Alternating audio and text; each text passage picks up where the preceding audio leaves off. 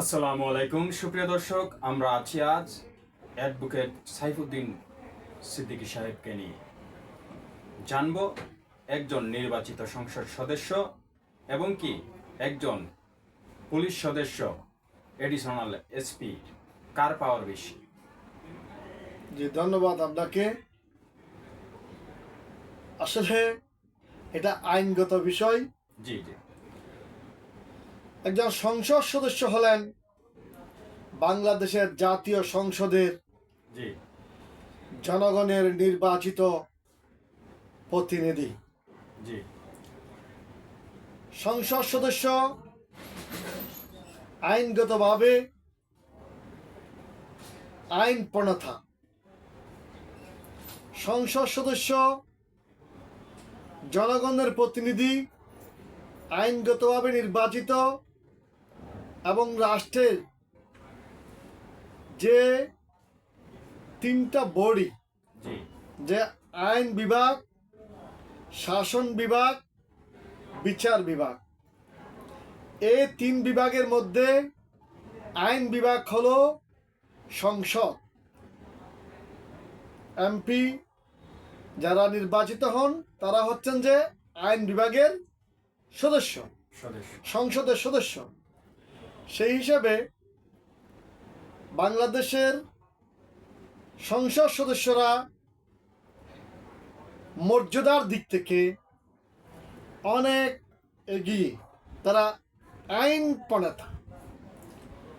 আর আপনি যেটা বলেছেন সেটা ঠিক আছে, ওনারা সংসদে আইন পাশ করে, কিন্তু ওই আইনটা মাঠ পর্যায়ে তো প্রয়োগ করছে একজন এডিশনাল এসপি বা এসপি যারা আছে তারা।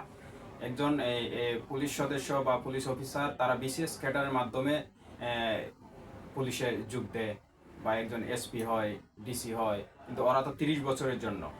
জি জি আর জি একজন সংসদ সদস্য সে সংসদে আইন পাশ করে এবং কি সে তো আইন নিজে প্রয়োগ করতে পারে কিনা। জি, আপনি সঠিকই বলছেন। সেই কারণে বলছে আইন বিভাগ আইন প্রণয়ন করবে, শাসন বিভাগ জি জি বা নির্বাহী বিভাগ, যে পুলিশ বলেন, ডিসি বলেন, এসপি বলেন, ওনারা হলেন যে শাসন বিভাগের অংশ। জি তাহলে আইন বিভাগ যে আইনটা রচনা করবেন, সেই আইনটা রেস্টোর করবেন, বাস্তবায়ন করবেন হলো শাসন বিভাগ। জি ডিসি, এসপি, পুলিশ কমিশনার, এমনকি পুলিশের কনস্টেবল হইতে শুরু করে, জি অর্থাৎ প্রশাসনের লোকজন। সেজন্য বলা হয়ে থাকে, ধরেন এখন 300 জন সংসদ সদস্য নির্বাচিত হয়েছে, জি 300 জনের মধ্যে আবার 40-50 জন কিন্তু এখন শাসন বিভাগে চলে গেছে। জি কি হবে? ধরেন প্রধানমন্ত্রী, স্বরাষ্ট্রমন্ত্রী, অর্থমন্ত্রী বা অন্যান্য মন্ত্রীরা যারা আছে, জি। ওনারা কিন্তু এখন আবার শাসন বিভাগেরও অংশ। কারণ স্বরাষ্ট্রমন্ত্রীর নির্দেশে পুলিশ প্রশাসন নিয়ন্ত্রিত হয়। তাহলে স্বরাষ্ট্রমন্ত্রীও কিন্তু 300 জন সংসদ সদস্যের মধ্যে একজন। তাহলে আপনি সঠিকই বলছেন। এগুলা নিয়ে আসলে অনেক প্রশ্ন আছে, যে একজন ডিগ্রি পাস করার পরে, মাস্টার্স পাস করার পরে বিসিএস পরীক্ষা দিয়ে জি বিসিএস ক্যাডার হয়ে তিনি অ্যাসিলেন্ট হচ্ছেন, তিনি নির্বাহী ম্যাজিস্ট্রেট হচ্ছেন, তিনি টিএনও হচ্ছেন, তিনি পুলিশের এসপি হচ্ছেন, ডিআইজি হচ্ছেন, এডিশনাল এসপি হচ্ছেন, আইজিপি হচ্ছেন। আবার তিনি, যিনি একদম লেখাপড়া না করেও বা স্বশিক্ষিত হয়েও, জি অনেক এমপি দেখা যাচ্ছে স্বশিক্ষিত লিখছে, জি ওনাদের তো এমপিদের তো আর মাস্টার্স পাস করতে হবে, ডিগ্রি পাস করতে হবে, ওই রকমের কোনো ক্যাটাগরি নেই। নেই। ওনারা নির্বাচিত হলেই ওনারা সংসদ সদস্য। আপনার কথাটা সঠিক। এর প্রশ্ন আসে অনেক সময়ে, যে যিনি লেখাপড়া তেমন বেশি করেন নাই, তিনি আইন প্রণয়ন করেন, সেই আইনটা বাস্তবায়ন করেন হলো এসপি, ডিসি, এডিশনাল আইজিপি ইত্যাদি। এই প্রশ্নটা কিন্তু অনেকদিন যাবৎ বাংলাদেশে ঘুরপাক খাচ্ছে। কেন খাচ্ছে? যে শিক্ষিত মানুষেরা চাকরি করতেছে, তারা কর্মচারী, জি আর যারা জনপ্রতিনিধি তাদের কিন্তু শিক্ষাগত যোগ্যতার একটা মাপকাঠি করে দেওয়া উচিত। হয় নাই। সেই কারণে এ ধরনের ঘুরে ফিরে অনেক প্রশ্ন আসে, যেমন আমাদের কোন মন্ত্রীর কতটুকু যোগ্যতা হলে পরে সে উনি মন্ত্রী হতে পারবেন, তিনি মন্ত্রী হতে পারবেন, বা কে এমপি হতে পারবেন, এই ধরনের কথা অনেকে সেজন্য তো বলে যিনি আইন প্রণেতা তিনি আইন জানতে হবে। কয়েকদিন আগে কথা একটা উঠছে জি যে সংবিধান নিয়ে আলোচনা হচ্ছে, সংবিধান নিয়ে প্রশ্ন করা হয় আইনমন্ত্রীকে, উত্তর দেয় স্বরাষ্ট্রমন্ত্রী। জি এ ধরনের কথা হচ্ছে না? জি সংসদে প্রশ্ন করা হয় প্রধানমন্ত্রীকে, উত্তর দেয় স্বরাষ্ট্রমন্ত্রী। তাহলে কারণটা কি? কারণটা সেই জায়গায় স্বরাষ্ট্রমন্ত্রী জনাব সালাউদ্দিন আহমেদ ইনি কিন্তু আইনের ছাত্র, জি ইনি ভালো করে আইন জানেন, সংবিধানও জানেন। তাহলে উনি সেই কারণে হয়তো ওনার কাছে বিষয়গুলো জানা থাকে, বলে ফেলে। এই কারণে উনি বলে। যাই হোক, এটা হচ্ছে যে বলার যোগ্যতার উপরে। যেমন আমাদের কয়েকজন সংসদ সদস্য ইতিমধ্যে আমাদের বোয়ালখালীর কালুঘাটের ব্রিজ নিয়ে কথাবার্তা বলছে, তাতে আমরা খুশি। কিন্তু কথা হলো, সংসদ সদস্য আপনি যেটা বলতেন সেটা সঠিক, যে কি যে বিসিএস ক্যাডার এসপি, জি পুলিশের আইজিপি, ডিসি, বাংলাদেশের নিয়ম অনুসারে ওনারা আমাদের এমপি সাহেবকে স্যার বলতে হবে। জি কারণ কি, এমপি সাহেব হলেন সংসদ সদস্য, আইন প্রণেতা, আর উনি হচ্ছেন যে আইন বাস্তবায়নকারী। সে জায়গায় অনেক সময়ে এটা প্রশ্ন আছে, অনেক সঠিকই বলছেন, এই প্রশ্নগুলো অনেক আগে থেকে আসছে। কথা হচ্ছে আমাদের সাংবিধানিক কাঠামোটা, এদের সংবিধানের যে গণপরিষদ, জি যে প্রথম অধিবেশনটা বসছিল বাংলাদেশে, যে 10 এপ্রিল 1972 সালে, সেখানে অনেক কথা উঠছে।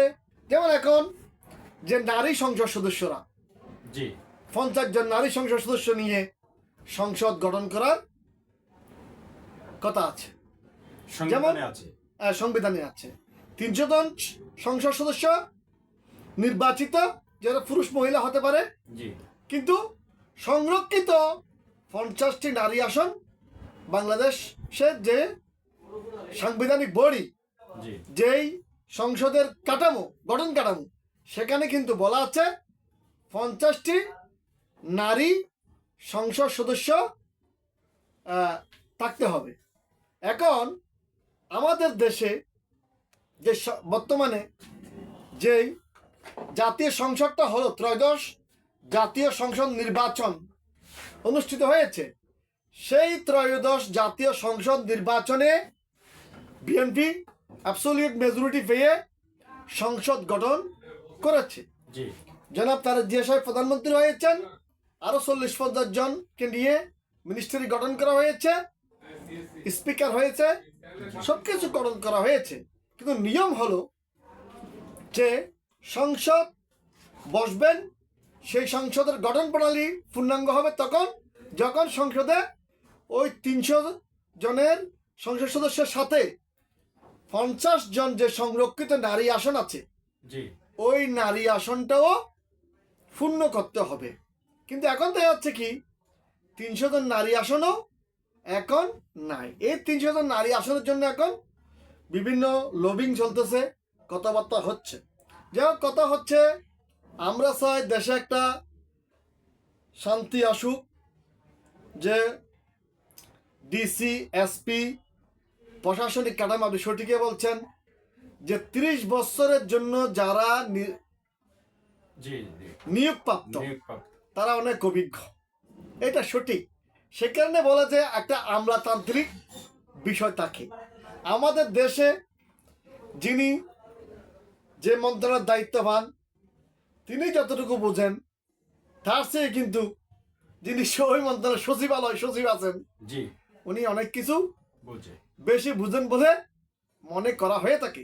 মন্ত্রীকে আমি ছুটে করার জন্য বলতেছি না, এটা হচ্ছে যে কি জন্য ওনার যে কাজের একটা দক্ষতা, কাজে যে বিষয়টা মাঠ পর্যায়ে একজন সংসদ সদস্য পাওয়ার বেশি নাকি একজন এডিশনাল এসপি বা এসপি সাহেবের পাওয়ার বেশি, জি, জি। ওই বিষয়টা জানার জন্য। জি, যদি বলেন যে মাঠ পর্যায়ে, জি জি এমপি সাহেবের কাজ কিন্তু মাঠ পর্যায়ে নয়। জি এমপি সাহেবের কাজ হলো সংসদ পর্যায়ে। জি আমাদের দেশের যে সংবিধান, যে আইনের যে বই আছে, যেমন ধরুন গণপরিষদ জি বা আমাদের যে constitution, people republic of Bangladesh, জি আমাদের সাংবিধানিক বডি, সেখানে তো আসলে সংসদ সদস্যের কাজে হলো সংসদে। জি সেখানে অনেক সংসদ সদস্য দুঃখ করে বলে যে উপজেলায় বা আমি যে এলাকা থেকে নির্বাচিত, ওই এলাকায় আমার একটা অফিস প্রয়োজন ওনারা বলেছেন। অফিস প্রয়োজন, আমি অফিসেও নাই, নাই অফিসও নাই। নাই। তাহলে বাংলাদেশ স্বাধীন হলো আজকে কয় বছর? 71 থেকে আজকে 2055 বছর হয়ে গেছে। 55 বছর। তাহলে সংসদ সদস্যের এলাকায় সংসদ সদস্যের জন্য নির্ধারিত একটি অফিস নাই, কিন্তু ইউনিয়ন পরিষদের চেয়ারম্যানের জন্য আছে একটা ইউনিয়ন পরিষদের বোর্ড আছে আছে, পৌরসভার মেয়রের জন্য একটা আছে। অফিস আছে। তাহলে সিটি কর্পোরেশনের মেয়রের জন্য সিটি কর্পোরেশন কার্যালয় আছে। আছে। কিন্তু যে এলাকা থেকে সংসদ সদস্য নির্বাচন হয়েছেন, ধরেন আমাদের চট্টগ্রামের 8 আসন, 9 আসন, 10 আসন, যে আসনে ধরেন না কেন, জি ওই আসনের এমপির জন্য সুনির্দিষ্ট কোনো অফিস নেই। নাই। তাহলে নাই কেন? এটা একটি বড় প্রশ্ন। জি গত কয়েকদিন আগে একটা সংসদ সদস্য দেখলাম ওই কথাটা সংসদে তুলছে। আসলে নাই কেন? নাইটা হলো সেটা বুঝতে হবে। কারণ সংসদ সদস্যের কাজ মাঠ পর্যায়ে না, সংসদ সদস্যের কাজ হলো কোথায়? সংসদ সংসদ। সদস্যের কাজ হলো সংসদে। এবং সংসদ সদস্যদের থেকে যারা মিনিস্টার হবেন, মন্ত্রী হবেন, তাদের কাজ হলো মন্ত্রণালয়ে। ওনারা আবার এসে বিভিন্ন জায়গায় মিটিং করতে পারবেন, প্রকল্প উদ্বোধন করতে পারবেন। সেখানে বলা হয়ে থাকে যে উন্নয়ন বরাদ্দ যে আমাদের দেশে এমপির হাতে দেওয়া হয়, এমপিকে দেওয়া হয়, কিন্তু আইনের বিধান মতে যে উন্নয়নটা যাবে ধরেন মেয়রের কাছে, ইউনিয়ন পরিষদ চেয়ারম্যানের কাছে, উপজেলা চেয়ারম্যানের কাছে, অর্থাৎ মাঠ পর্যায়ের কাজটা মাঠ পর্যায়কে করতে হয়। দিতে হবে, করতে হবে। সেই কারণে আপনি সঠিকই বলছেন যে এসপির ক্ষমতা বেশি না এমপির ক্ষমতা বেশি, এইটা অনেকে বলে। আসলে ঠিক, এখন একজন পুলিশ চাইলে কোনো অপরাধীকে গ্রেপ্তার করতে পারবে, জি কিন্তু কোনো এমপিকে কোনো মানুষকে গ্রেপ্তার করতে পারবে জি না। পারবে না। কোনো এমপি না, শুধু প্রধানমন্ত্রীও কোনো মানুষকে গ্রেফতার করতে পারবে না। গ্রেপ্তার করতে পারবে না। এটা আমাদের আইনেই তো বলা আছে। কারণ যে নির্বাহী বিভাগের যে ক্ষমতা, যে এক্সিকিউটিভ পাওয়ারটা রেস্টোর করবে যে আইন শৃঙ্খলা রক্ষাকারী বাহিনী। সুতরাং এসপি বলেন, ডিআইজি বলেন, ওসি বলেন, এসআই বলেন, পুলিশের কনস্টেবল বলেন, উনি যদি কোনো মাদক কারবারিকে দেখেন উনি অ্যারেস্ট করতে পারবেন।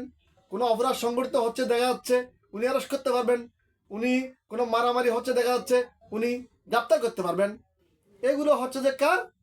পুলিশ প্রশাসনের কাজ, সরকার বিরোধী বা সমাজ আইন বিরোধী শৃঙ্খলা রক্ষাকারী বাহিনীর জি, জি। কাজ। কিন্তু এই ক্ষেত্রে এমপি সাহেবের কি ভূমিকা?